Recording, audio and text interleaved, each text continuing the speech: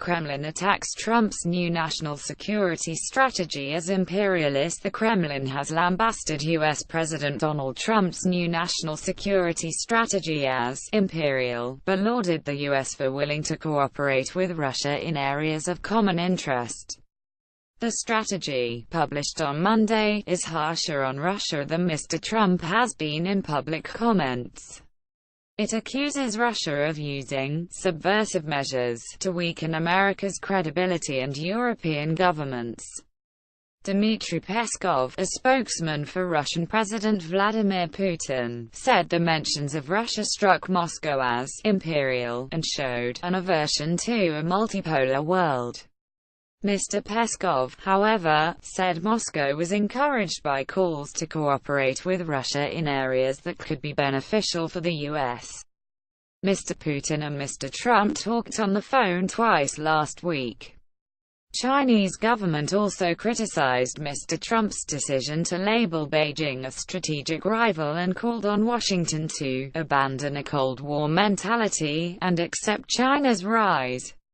Mr. Trump's decision reflects a victory of hardliners in his administration. It warned us Chinese economic relations were likely to face even more pressure and challenges.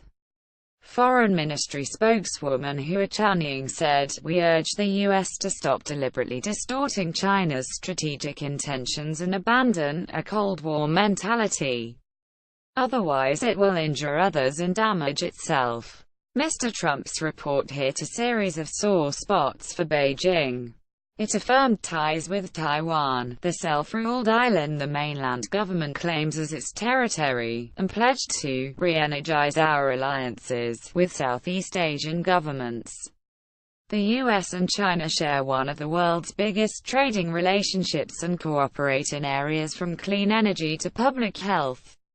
However, Beijing sees Washington as an obstacle to its ambitions to be East Asia's dominant power, and strains over Taiwan, trade, technology policy and the South China Sea are growing. "It is selfish to put your national interest above other countries' interest and the mutual interest of the international community," said the Chinese embassy in Washington.